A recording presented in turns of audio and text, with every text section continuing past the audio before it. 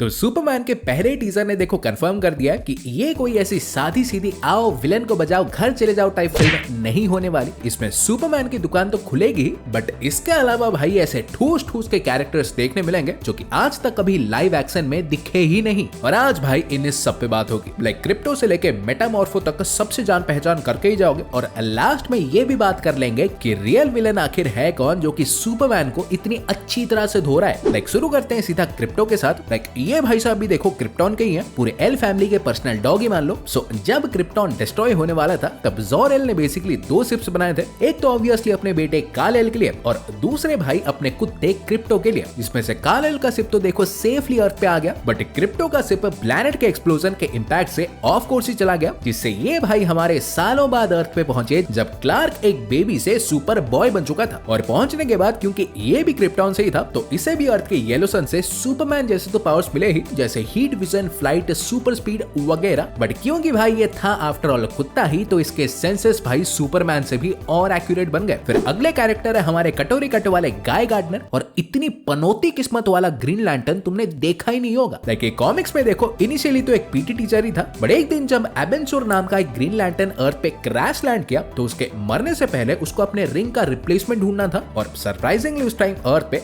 Ring के लायक सिर्फ दो ही बंदे थे, हैल जॉर्डन और गाय गार्डनर। जिसमें से हैल जॉर्डन क्योंकि रिंग के सबसे क्लोज था तो उसे भाई रिंग ने उस टाइम चूज तो कर लिया बट गार्डनर साहब भी गार्डनिंग करने नहीं निकल गए, वो हैल जॉर्डन के बैकअप के रूप में सेट हो गया। बट अफसोस बैकअप भी ज्यादा दिन नहीं रहे क्योंकि बैकअप भाई ये बना ही था कि इसका एक बस से एक्सीडेंट हो गया, जिससे फिर जॉन स्टुअर्ट ने इसको रिप्लेस कर दिया। और भगवान की दया से चलो उससे भी रिकवर हुआ ही था कि फिर भाई सिनिस्टो नाम के एक एलियन ने इसे पीट पाट के कोमा में ही भेज दिया। बट जब फाइनली ये कोमा से भी जागा तो इतना कुछ सफर करने के बाद ये मेंटली भाई एक कंप्लीट अलग ही इंसान बन चुका था। और इसके इसी विल पावर को देखे गार्डियंस ऑफ द यूनिवर्स ने इसे फाइनली ग्रीन लैंटर्न बना दिया। और वैसे तो देखो ये दिखता क्या है भी लुच्चा सा खड़ूस, बट अपार्ट फ्रॉम दैट इसकी विल पावर भाई इतनी है कि व्हेन इसके रिंग भी भाई उसे कभी कभी कंटेन ही नहीं कर पाती। सो बेसिकली टेढ़ा होगा but definitely one of the best green lantern. फिर अगली कैरेक्टर जो देखने मिलेगी वो है हॉकगर्ल। और वैसे तो देखो all through out DC history इसके बहुत से वर्जन्स हैं बट तुम्हारा भाई शॉर्ट और सिंपल तरीके से समझा देगा। लाइक हॉकगर्ल और हॉकमैन की कहानी शुरू होती है स्ट्रेट बैक एंशिएंट इजिप्ट से, जहां खूफू और सेरा नाम के प्रिंस और प्रिंसेस तो उन्हें भाई हाथसेट नाम के एक पंटर ने श्राप दे दिया था कि वो ऑल थ्रू आउट टाइम में रीइंकार्नेट होते रहेंगे। और फिर क्या होते रहे,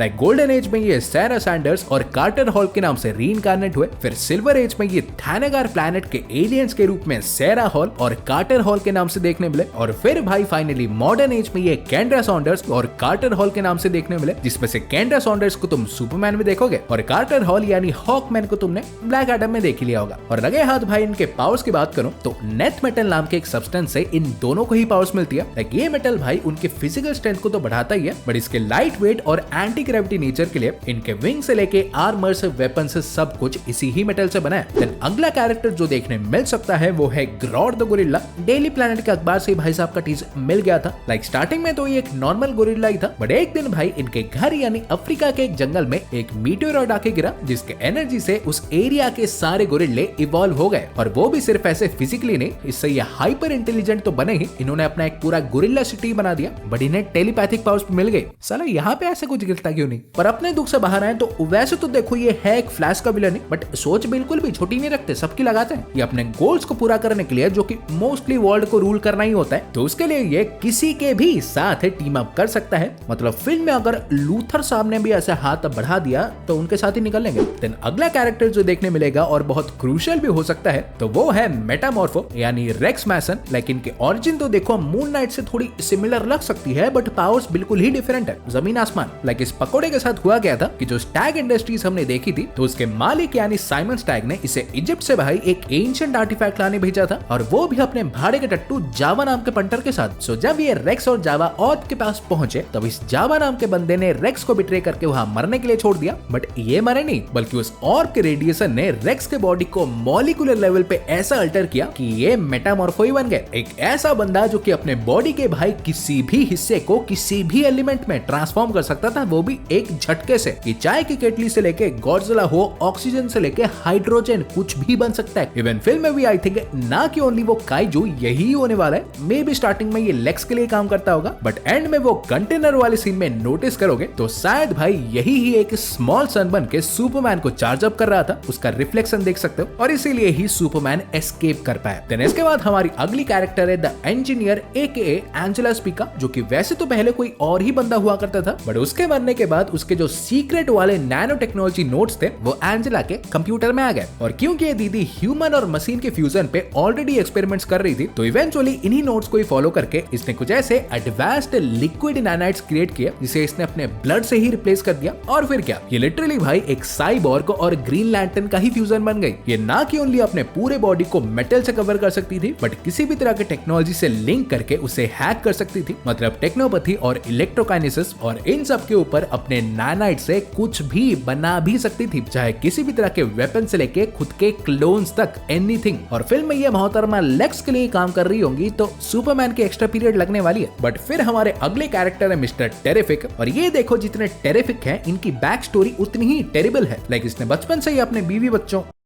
नहीं, बचपन तो नहीं, लेकिन अपने बीवी बच्चों को इसने कार एक्सीडेंट से खो दिया था, और वहां से इसने ठान लिया कि ओरिजिनल वाले मिस्टर टेरिफिक यानी टेरी स्टोन का मैंटल लेके दूसरों की हेल्प करेगा। बट ऑब्वियसली भाई चाहे बिलियनियर थे लेकिन सुपर पावर्स तो थे नहीं, तो इसने भाई टी स्पीयर्स नाम के कुछ एडवांस्ड गोले बनाए, जिससे इसकी कॉम्बैट कैपेबिलिटीज किसी सुपर हीरो से कम भी नहीं रही। इन मेंटली कंट्रोल्ड गोलों से ये फुर उड़ने से लेके एनर्जी प्रोजेक्शन, फोर्स फील्ड से इनविजिबिलिटी, एनर्जी ब्लास्ट सब कुछ कर सकता था। और अगर ये भी काफी नहीं था, तो ये देखो पूरे डीसी यूनिवर्स का ही थर्ड स्मार्टेस्ट बंदा है। इसके पास लिटरली 14 PhDs हैं, और चेरी ऑन टॉप इसके फोटोग्राफिक मेमोरी के लिए ये बंदा भाई कुछ भूलता भी नहीं है। देन अगला कैरेक्टर जो देखने मिलेगा वो है हमारे लेक्स लूथर। क्या पक रहे हो?